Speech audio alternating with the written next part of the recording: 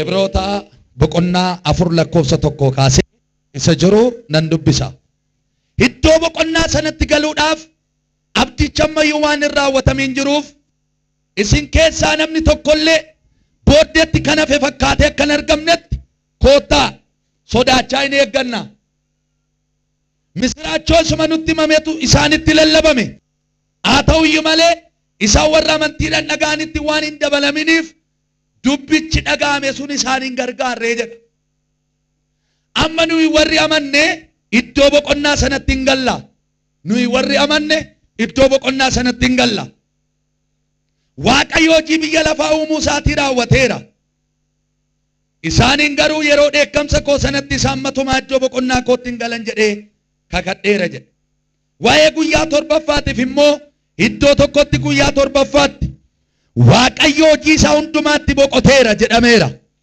Yeroo dheekkamsa isaatti immoo isaan matumaa iddoo boqonnaa kootti hin galan jedhee dubbateera. Amma warri boqonnaa sanatti galuudhaaf abdii qaban jiru.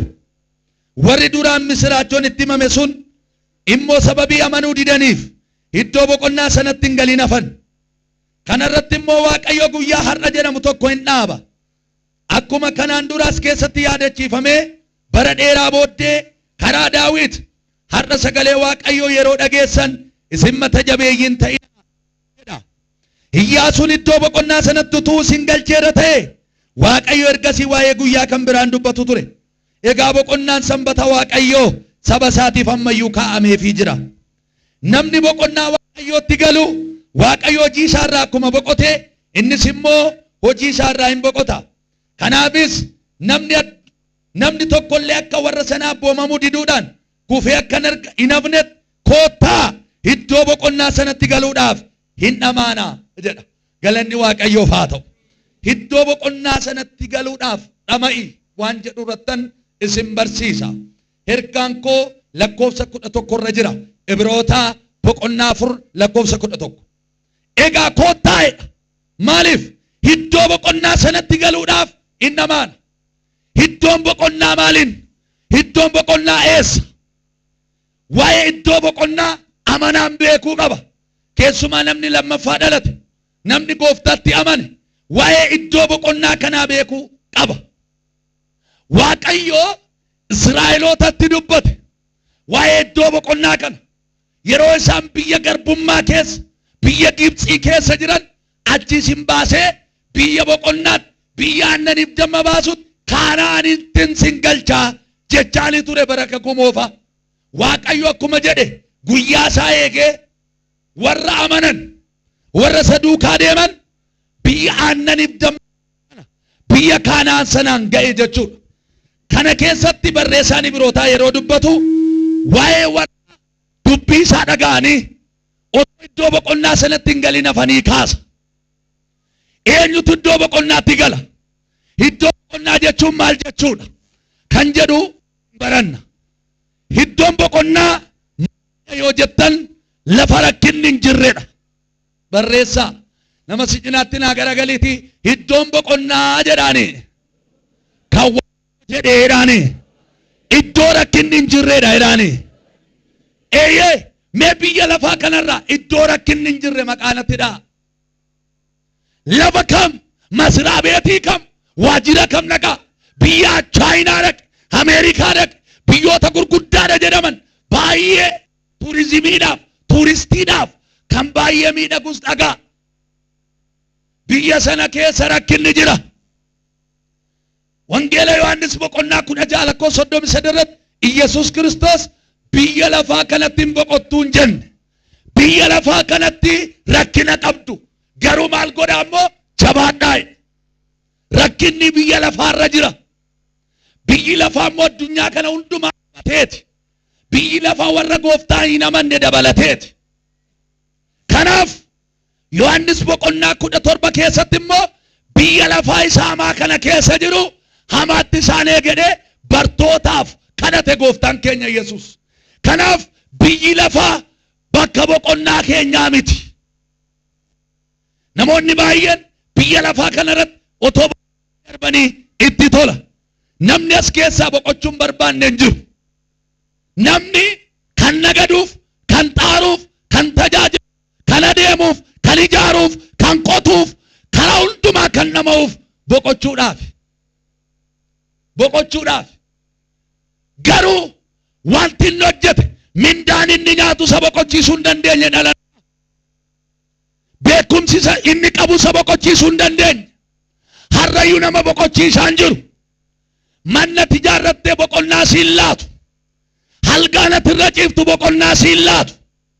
Biyyatti jijjiirrattee rakkina qaba kun jettee keessaa baqattee deemtu bakka sanattis rakkinni jira.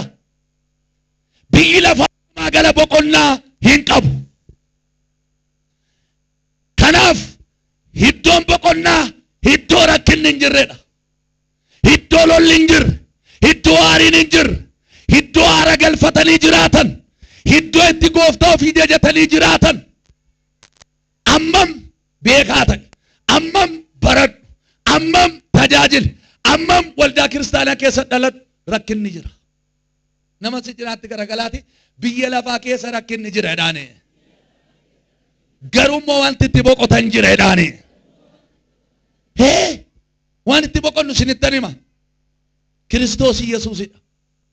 Kanaaf dhalli namaa ammumayyuu boqochuudhaaf wanti inni hin goone hin jiru. Dhugaa wayii barbaadaa jira. Dhaloonni dhugaa wayii barbaadaa jira. Boqochuudhaaf. Galanni Waaqayyoof haa ta'u. Kanaaf iddoon boqonnaa waan gurguddaa sadi duwwaa sinitti hima. Tokkoffaa lafa rakkinni hin jirre siniin jedhee, lammaffaa lafa Kiristoos jirudha iddoon boqonnaa. Gola Yesuus keessa jiru, laphee Yesuus keessa jiru haara galfatee jiraata. Kiristoos eessa jira amma? Beektuu? Nama si jiraatti garagalaa Kiristoos eessa jira naa jedhaani. Lafa inni jiru beektaa jedhaani. Achi jira, ilaachi jira osoo jedhe naqinaa jedhe bara dhuma. Yoo dhufe kallattumaan hundatti mul'atee dhufaa. Hamma mirga abbaa keenyaa jira.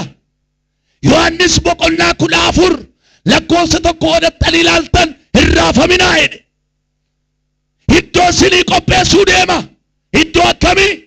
Iddoo itti machooftu, iddoo itti hattu, iddoo itti mataa si dhukkubu odoo hin taane, iddoo itti boqottu jedhe Waaqayyo. Iddoo itti haara galfattu achi dhaqee achi isinii qopheessa. Iddoon hin jiru otoo ta'e sinittan hima iddoon jira na bireedhe. Koo biran dhaqa. Karicha achi geessus hin beektu. Achi immoo nama boqochiisa. Haleluuyaa. Iddoo Yesuus jiru manni kiraa hin jiru. Ameen jettaa? Qorri hin jiru. Aariin hin jiru. Mufachuun hin jiru. Xuraa'ummaan hin jiru. Wal qooduun hin jiru. Walirratti galuun hin jiru. Lafa Yesuus jiru jaalalatu jira. Ameen jedhiga lafa Yesuus jiru eebbatu jira. Lafa Yesuus jiru madda haara galfii jira. Mirga keessa mirga ol kaasaati. Yesuus anaaf boqonnaa kooteedha. Mee ilaalime maaltu si boqochiisa? Biyya lafaa kanarraa piroofeesara taateef hin boqottu dhugaadha. Digirii 5 10 baatteef hin boqottu. Abbaa mindaa 100,000 taateef hin boqottu. Namni baay'een hin hojjeta hin boqotu. Gaa'ila qaba hin boqotu. Hin tajaajila hin boqotu. Garuu waa tokko sitti hima. Iddoon boqonnaa lafa Yesuus jirudha. Kanaaf boqochuudhaaf gara Yesuus jirutti fiigi. Mana Yesuus keessa jiru. Iddoo Yesuus keessa jiru. Bakka. Gooftaan immoo 2-3 gaafa taatanii maqaa koo walitti qabamtan maalan godhe? Isin gidduun jire. Lafa Kiristoos jirudha boqonnaan. Amma namoonni gaafa mana Waaqayyoo dhuftan haara galfattanii galtu dubbii isaatti, kadhannaatti, faarfannaatti. Namoonni waldaa dhuftanii aartanii galtan rakkoo qabdu. Boqottanii galuu qabdu. Mee nama si cinaatti garagaliiti iddoon kun lafatti boqottee galtuudha jedhaane. Na boqochiisuudhaaf nu waameen. Wangeelaa Maatiyos boqonnaa 11 lakkoofsa dhaqaa dubbisaa. Koottaa gara koo baanka sinitti ulfaatu. Gara koo koottaa maalan godhaanoo boqonnaa sinii kennaa kan jedhe Yesuus. Kan ofitti nu waameef nu boqochiisuudhaaf. Sini dhaggeeffadhaa. Nu kassarsuudhaaf, nama gadi nu gochuudhaaf, nu awwaarraduudhaaf, maraataa nu taasisuudhaaf odoo hin taane nu boqochiisuudhaaf. Namatu harkaan of balleessa, harkaan of maraacha malee Waaqayyo nama waame nama salphisu nama maraachu. Koottaa iddoon boqonnaa na biraa jedhe. Kanaaf iddoon boqonnaa lafa Kiristoos Yesuus jirudha. Sadaffaan iddoon boqonnaan kun jireenya bara baraati. Lafa ergamoonni Waaqayyoo jiran, lafa teessoo Waaqayyoo suni taa'u. Achi biiftuun hin jiru, achi addeessi hin jiru, achi urjiin hin jiru, achi Yesuus duwwaatu jira. Ameen. Bakka achi isumatu ifa bara baraa ta'ee jiraata. Warri salaalaa jiraatan gaa hin gammadu bara bara. Dhalli namaa Waaqayyo iddoo nagaadha jedhee dengannat keessatti Waaqayyo iddoo boqonnaa sakaa'e seera uumamaa boqonnaa 3 ilaaltan akkamitti namni iddoo aarfii sana keessa akka ba'e hin argattu. Waaqayyo namicha tolchee dengannat keessa dhaqee kaa'ee namichi otoo boqotee jiraachuu qabu ofii harkaan rakkina ofitti fidan Heewaa wajjin walii galanii hin nyaatin Waaqayyo jennaan didanii nyaatanii. Yoo nyaattee qullaa kee taata, yoo nyaattee biyyoodha biyyootti deebita. Na wajjin bara dheeraa jiraachuudhaaf Eden Gannat kana keessa waggaa dheeraa jiraachuudhaaf waan asiin jedhu dhaga'i jennaan dhaga'uu dide namni. Tanarraa kan ka'e Waaqayyo dubbii isaa immoo dubbatee shaaru. Warra tole jedhanii eebbisa, warra didanii abaara, warra didanii balleessa. Hin didanii Heewaaniif Addaam. Waaqayyo murtii irratti dabarse, bineensa irratti murtii dabarse, uumama irratti murtii dabarse. Sababiin abaaramuu dachee kana nama, biiftuu kana baarsise, uumama kana baarsise nama. Waaqayyoon dhaga'uu dadhabu. Sababii maaliitiif? Dubbii dhagaan sana hojiirra waan oolchuu dadhabaniif achi keessa gadi baafaman. Kanaaf jireenyi bara baraa iddoo wanti hunduu guutee Gooftaa duwwaa laalaa, Gooftaa duwwaatti gammadaa jiraatan.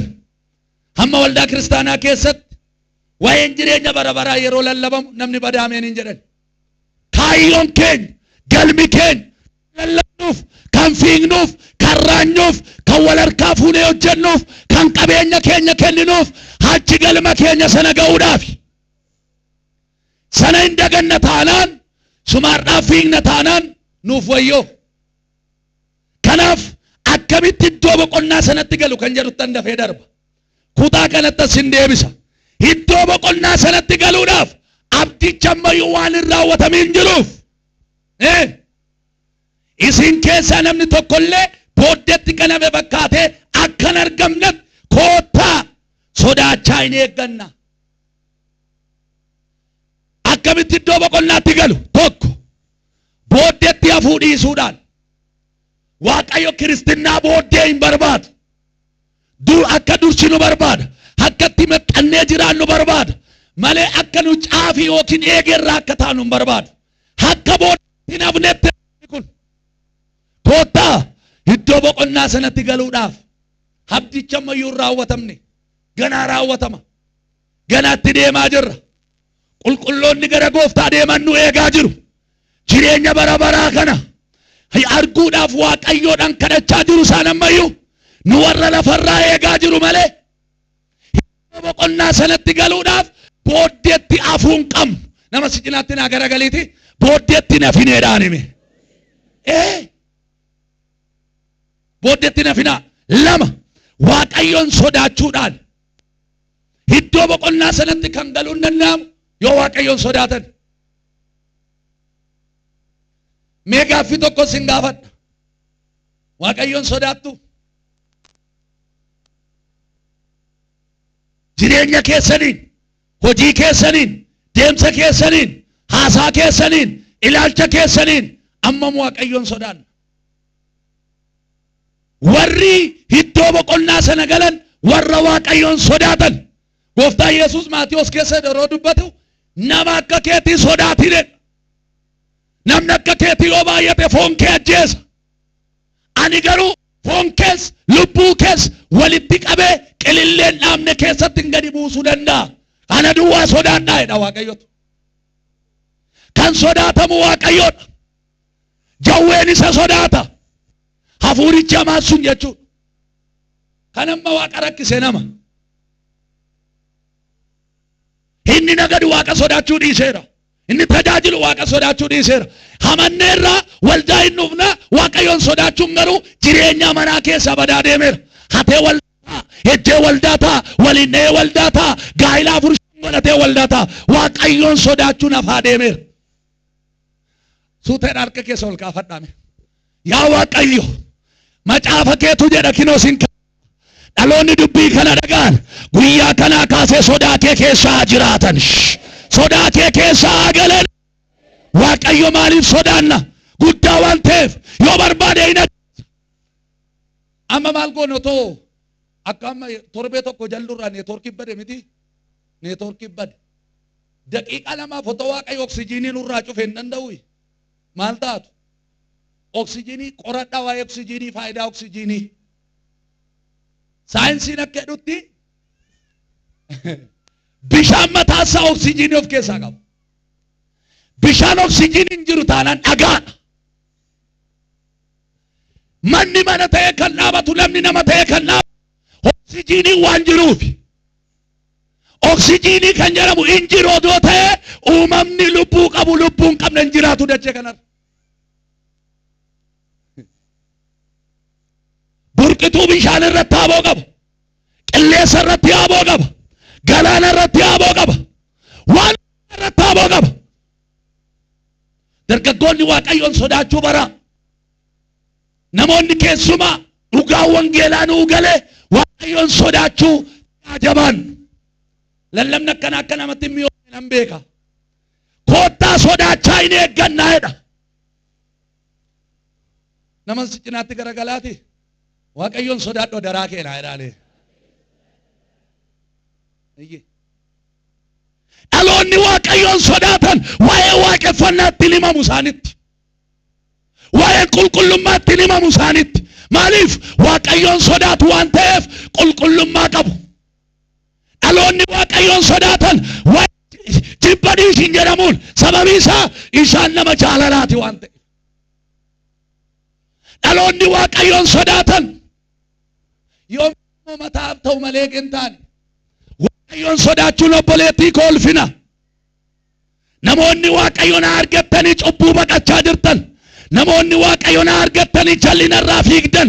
Namoonni waaqayyoon argattanii gubboo diddan. Namoonni waaqayyoon argattanii ejja dhiistan.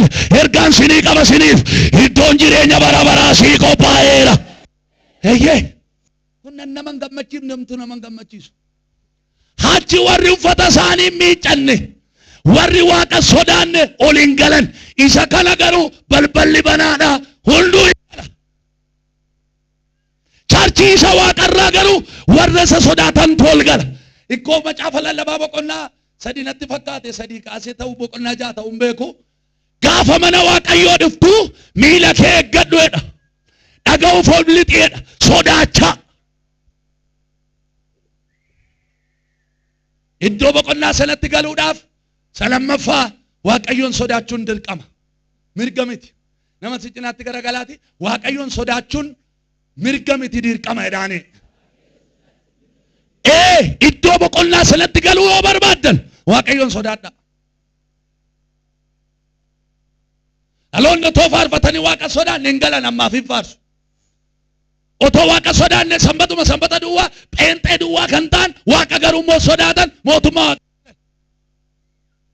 akkeede gooftaan otoo sinasii wal nyaattanii wal fixxanii galaamonni ejjitoonni isin dura dhufanii mootummaa waaqaa dhaalu. Atas yaamanii waggaa 20 ittan guddadhettanii kan buqqifadhe to'attu warri alaa hani cubbamaadhaan qalbii isaanii jijjiirratanii dhufanii gooftaa isaanii amanu. Dhufanii gooftaa isaaniitti kooluu galuun isaa galu. Akkamitti na dursan jechuun hin danda'amu. Sannatti amanan san qalbii isaanii jijjiirratan. Kanaaf jechuudha deebii waaqayyo.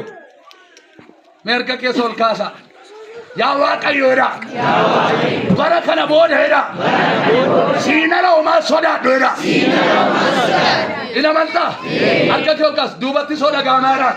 Maqaa gooftaa Yesuus waaqayyoon ala dhukkuba sodaatin. Waaqayyoon ala jalloota sodaatin.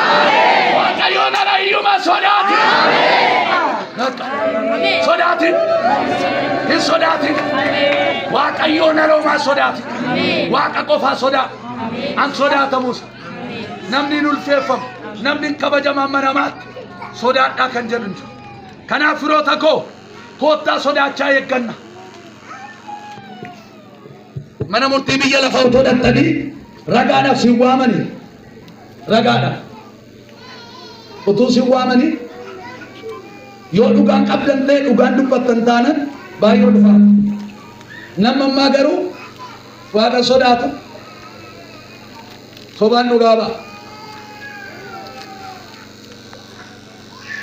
Dhugaan immoo guyyaatti mul'attu qabdi. Kottaa Waaqayyoon haa sodaatu. Sadaffaa mataa jabaachuu dhiisuudhaan iddoo boqonnaa sanatti galle. Mata jabina jarreeniitu mootummaa waaqaatti yookiin jireenya iddoo boqonnaa sanatti akka isaan hin galle dhowwu. Dhaga'uu dhaga'anii itti lallabameera garuu amantiidhaan hin fudhanne. Mataa jabaatan Israa'eloonni. Firoota koo dhaloonni mataa jabaatan guyyaa kam akka qaban guyyaa kam akka du'an hin beekamu. Gaafa mataa si micciiruu jalqabu ofii sodaadhu namaa miti. Deebii namni gaafa si jechuu jalqabatti deebuu gaafa diddu. Deebii keessumaa gaafa Waaqayyo si jedhu deebuu gaafa diddu. Waa'ee kee sodaadhu. Akka haaraa sana taata haarri amma mul'ata booda hin jiru. Dhaloonni keenya akka bokkaa dhagaatti roobee beektuuyi. Bokkaa dhagaatti roobu itti seenaa itti seenu. Dhaloonni baay'een hin lallabamaa dubbii Waaqayyo garaa keenyatti fudhannu. Yoo akkas ta'e mootummaa Waaqayyo nu darbaa jira. Kanaaf laphee keessan banaa jedha sagalee Waaqayyooti.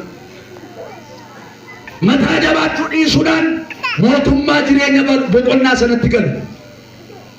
Mee nama si cinaatti garagalaati gaafa Waaqayyo sitti dubbatu mataan jabaatiin jedhaane.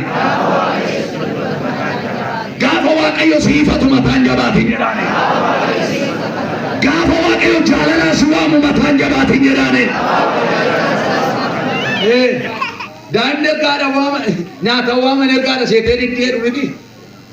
Yeroo tokko Waaqayyo nama tokko fayyisuuf jedheetu waama. Isaan garuu waan biraaf seerii kan baqatan baay'ee. Firoota koo kottaa mataa jabaachuu dhiifna. Mana Waaqaa keessatti laphee jabaachuu miti laphee cabaan nama baasa. Yoo mataa jabaatte sumatu miidhama numatu miidhama. Isuma laphee jabaate santu miidhama. Mata jabina isaanirraa kan ka'e eekkamsi Waaqayyoollee itti dhufe darasan. Summii bofaatiin itti amanii dhuman. Ergamaa Waaqayyootiin lafoonaatti gorra'amanii dhuman. Lafatu afaan balee isaan liqimse. Dhaloota mataa jabaatu uumamatti ittiin lola dhagaatu ittiin lola bineensa manaa halaatu ittiin lola hindaaqqoon qeelliiftu. Akkuma soobaan irra deemtu siin lola yoo ati mataa jabaattu. Karaa irra deemtu dhagaatu sinaa uumama sitti kaasa yoo ati mataa jabaattu.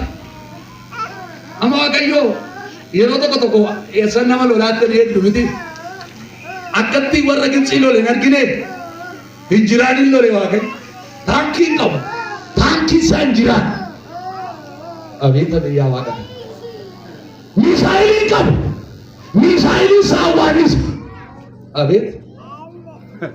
Gadi dhiisee Waaqayyo immoo saraawitii dhokataatti kaase.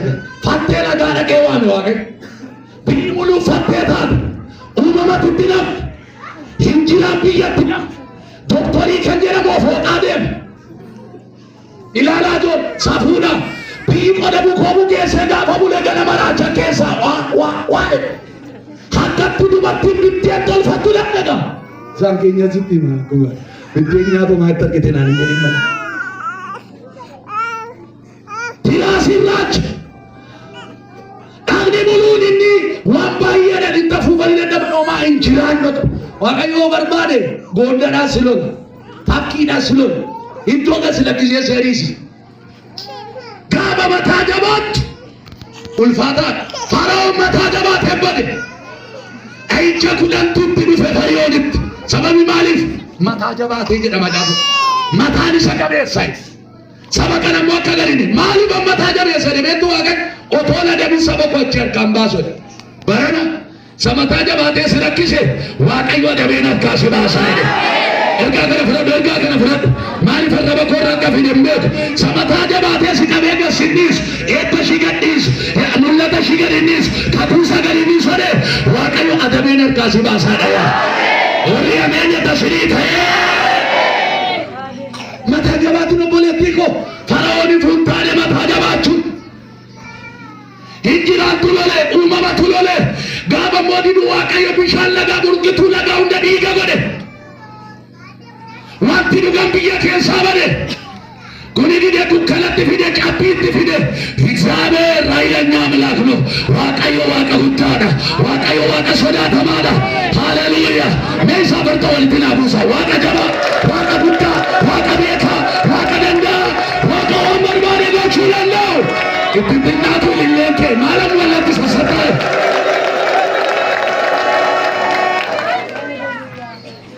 ወታጀባትን ጋር ወይገኙበት አደራክ ሰበቢ መተጀቢለ ሳልራ ከንከ ሂዶ በቆና ሰነት ገሉ ደቀበኔ አንተ አጀባችሁ ዲሱናን ሂዶ በቆና ትገል ሰደፋ ዘገነ ዱበደ ዳልፈፋ ሀዲውቱን ኩቲና ደሙዳን ክርስቲያን ሊገል መሳቤኩ ገብ ማሪ ፈከፋስ ማሪ በከ ወልዳሩፍ ማሪ ፈከ ኩሎ ሳገን ማሪ በከ ከና ሳገን ማሪ በከ ዋቀዮ ዋገስ ይቤኩ ታናን ኪሳራ ከሰጅ namaaf jettanii miti qawwaamotan galma keessan mana keessan galgalaa sana akka tolchuuf hiyyeessa kan gargaartu galgala kee akka tolchuuf sin beeku akkasiin hin jenneef maali waldaanan dhufoo maali nan faarfadhoo maali akkanan godhoo jechuun nama hin baasu waan namarraa barbaadamu sana macaafni qulqulluun maal jedha gooftaan keenya akkamitti iddoo boqonnaa sanatti galuu hin danda'ama naan jedhe jettani macaafa qulqulluudhaan wal baruu danda'u sinirra jira. Kanaaf abdiituun kutina deemuun namni amma hin uffata, hin nyaata, hin dhiqata, hin dibata, shittoo gaarii dibatee deema keessi isaa abdii dhabeera. Abdii kuteera namni baay'een.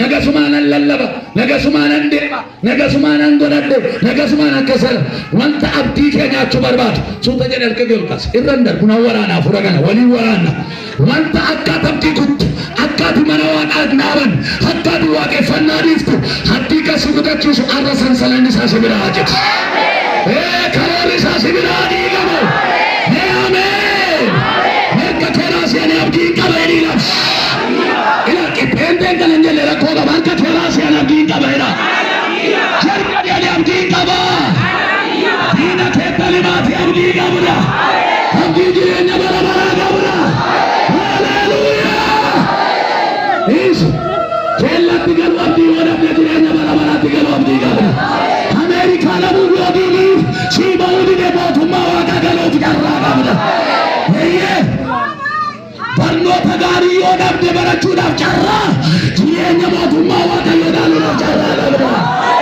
Haleluuyaa! Amma yoom jechirraa wanta mingira. Kanaaf jabaadhu yaa beente jabaadhu. Abdichi si dura jira. Abdichi dhufaa jira. Eenyudha yoo jettani Yesuus. Meeqatu warri Yesuus hin booddan abdiin koo Yesuus jedhime.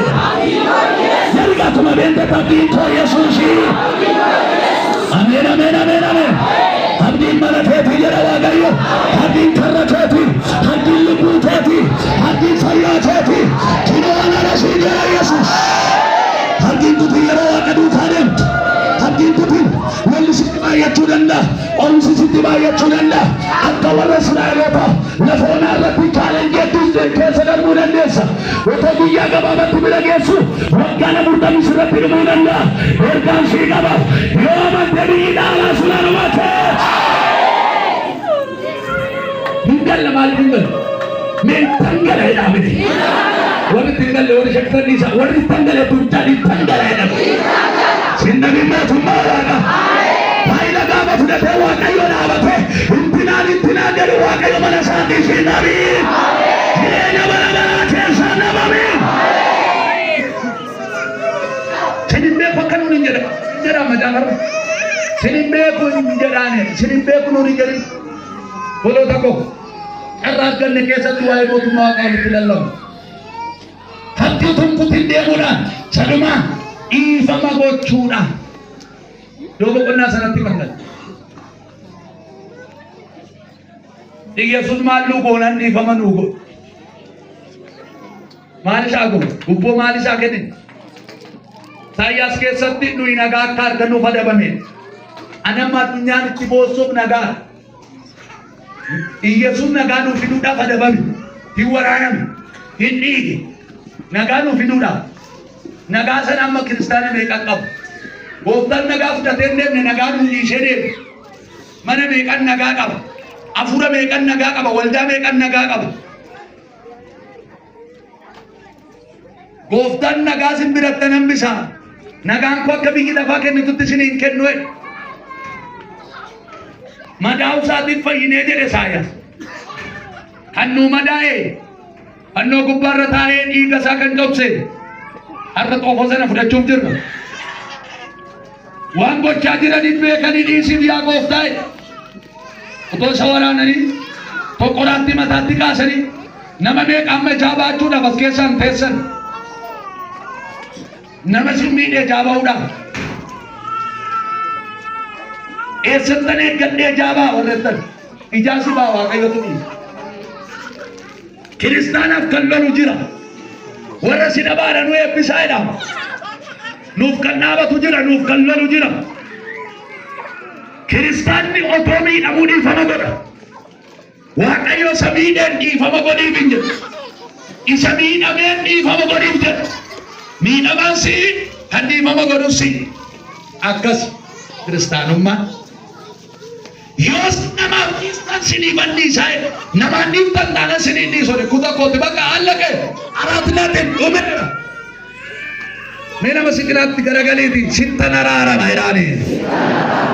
Of qabadhuuti yaa Waaqayyo jedhaame. Ofitti na araarseedha. Nama wajjin walitti na araarseedha. Si haa gargaaru Waaqayyo. Yoo tasii walitti araarse Waaqayyo bakkeedha nama walitti araarsu. Akka rakkoon dhiifama gochuu dadhabu akka biyyaatti akka waldaatti akka dhuunfaatti miidhama guddaa fideera. Lubbuun balleesseera. Namoota baay'ee karaatti hambiseera. Namoota baay'ee miidheera. Boolla keessa ba'uu hin dandeenye. Si'oolitti isaan gateera. Si'ooliin gala malee itti naadhaan dhiisu. Inuma galta deemteetuma galta. Hin jiru waan akkasii galti. Abaluun dhiisu inuma du'a malee wangeelichuma dhiisa malee yoo si harkatti du'e inni mootummaa waaqaa galaati garuu si'ool galta kana dagati. Si harkatti ishiin duulaan inni si harkatti du'e sun hin gala. Ati garuu hin galu. Nafsa gadaay mangista samaay haygaba. Jibbaan mootummaa waaqaan yoo hin galu. Meeqa amma billaa dhokataa baatee gadeemu akka shugguxii jaraasaatti. Nama si cinaatti garagali billicha gati malee hin taatu kiristaanummaan jedhaanii. Istee warri sirriitti tole. Har'a eessaan dhufeedha tokko tokko. Mee galateeffannaa Waaqayyo. Lallabni koo warri si naarsu homaa gochuu hin danda'u. Marfee gaafa namaa kennanii nama hallelujaa hoy Yesus keetaanoo jechaa fudhatani. Istiime ani dhaqee beeka namni mana yaalaa dhaqxan. Maal ani tabeetti isin dhukkubeen beeku dhugaa Yesus. Dhugumaan warra kan baafne yoo ati Waaqayyo si wajjin jira. Fuula abbaa cirraan koo sin fakkaata baase. Beeka. Bakka fuudha. An torbee tokko okkolchiisu jira, an guyyaa tokko okkolchiisu jira. Namatti hin tolu marfeen nam fayyaa fudhatu malee. Kiniiniin namatti hin tolu. Nama furdisaa fi fudhatanii nam fayyaa fudhatu. Wangeelli qoricha hafuuraati. Qoricha lubbuuti. Mee warri wangeelli qoricha tanaa mee jedhama. Nafsaachi yaadinaan lubbuu keenya fayyisa. Dari namoota tokko xabaasan akka keenya miila keenya jiraachuu danda'a. Gaafa gooftaa amantuu xabaasaan bade jechuu miti. Inni guddaan Waaqayyo dhukkuba keessaa fayyisa. Miidhama keessa cinaattee eessa deemu labbeeke qiinni isa kuuse labbeeke si keessaa baase. Wayyaa haaraa si uwwisaamee bifa isaa sirratti baase. Lakkee dukkanaa meeqa jira waldaa keessa. warri nama ittanii tajaajila keessanitti daftanii deebitan taanaan eegamsitti dhufu. Kiloo badhaa bakkeedha guyyaan eegamsaatti hin galanee Waaqayyo guyyaan eegamsaa qaba.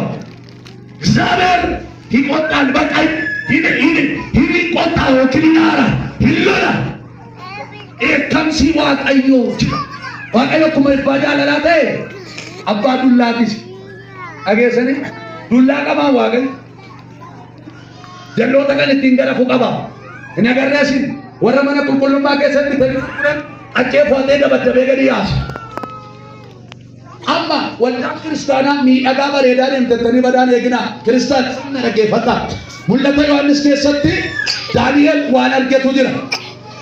Jawween inni xuraasuun iddoo aarsaa dhaabatee jirtudha. Namoota 666 qabantu dhaabatee si taa'eluuf jira. Yoo warra qophooftan ta'e, yoo warra wangeela dhageessan ta'e, boruluu si beeritu haleluuyaa siin jedhaas ba'e mirga kennamaaf baqa. Amma afura qulqulluun guutamuun isaa waldaa kiristaanaa biraan guutamaa jirti. Mootummaa Waaqayyootti galuun barbaaddu miti. Waaqayyo ofitti si araarsu. Ofitti na araarsu. Dhuunfaa kootti na araarsu. Namatti na araarsu. Ameen siif araaramu Yesuus. Waaqa wajjin gaafa walloota sitti meera dhagaan karaarraa siin tolu. Waaqa wajjin wallollaa naxalaa qeetu funyaa sinee lafaa sidha ati dinna waaqa karaa sidha una basee yoo ta'uu ni kana yoo ati ta'uu ni marfee dhokataa si waraana achi deemta as deemta korbee guutu marma yaala dhaabatta waaqayyo si waraane waan ta'eef amma isaa galtuutti hin fayyu karaa baay'ee nama dhaaba nama ta'u see ta'e garuu maal goonure dhaba'uu qabna. Namni utuun nama hin buddeen hinga. Nama dhaba'uu dhiisee dhibaammaatti jiraatu hidhatan godhatinaa hiriyaa godhatinaa dhibaa'uudhas. Irraa adda baay'e sanafi nama si cinaatti garagaliini nama hojii hojjetu hidhata godhadhoodhaani. Dhibooftu irraa of eeggadhoodhaani tuma. Dhibaammaan hiyyeessa nama gooti. Hojjedhu namoonni dhimanii amma irraa jabinee qabdilee ni bite. Otatti irraa jabinee qabiyyaa laabae. Namoota tokko tokko inni taa'anii Waaqayyo akka isaanitti dubbatu. Otoo xuroofteertuu sitti hin dubbatu isaa gali siin jedha malee Waaqayyo. Amma rakkoon bara keenya otoo ijjee jiru otoo atee otoo nama wallolee jiru addunyaa irra si naannessa biyyaa basi godha abbaa makiinaa taata waan jedhameef namni Waaqayyo sodaachuu dhiisee edaan akka Waaqayyo cubbuu kon argine zaganaa hin argine cubbuutti itti fufa asii haleluuyaa isaas hin qaxaqata. Hin argine seen argeera. Gaafa sitti dubbatu sana akkas jedhe yaa Waaqayyo bakka achumaan illee na irraanfadhoo itti isaa gadi itti deebi'e. Anatu dhugaa tokkoon sinitti himaa sinin dhoksu maala sin dhoksu amma dabarseera. Hoggas kutaa 11tti darbuudhaa fi akka ammaa kutaa 12 irratti biyyi kufuuni bara sana baay'ee ulfaataa korrojaan hin jiru baay'ee dhimma yeroo keenyaa jechuudha. Achi kutaa 11tti darbinee unifoormii sana uffachuudhaaf baay'ee waaqa kadhanna. Amma nuu gannaan hin mul'atu.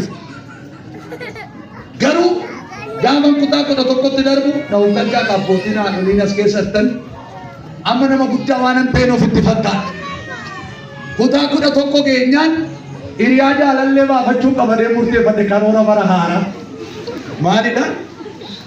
Jaalallee beektu isin hin beektanii miskiina rabbii. Maal beektu isin? Jaalalleen baafadha bakka kutaa 11 darbeera jaalalleen baafadha. Yoon jaalallee baafadhe nan diddoo barataa kutaa 11tti waan hin ta'eef jedheen agayyaa. Otuman kana yaadaa jiru hin gaafanne. Otuman kana yaadaa jiru waldaa dhaqe gurbaa. Waaqayyo maal jedhase? Mucaan anaati kana hojii waaqa hojjettaa biyyaa taataa qoricha taataa naan jedhe.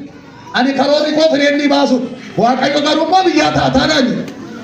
Isaan booda yaa Waaqayyo asitti na qabdee bakka fireenni dhiiseera suma fireenni koo kana boodan jedhe. Haleelu meenaa galatee barkinoo inni raajame naate. Yeroo tokko tokko to'ati balleessitee iyyuu jirtu si dhiiseetu kootte itti diddeemmoo badda taanaan Waaqayyo si hoore.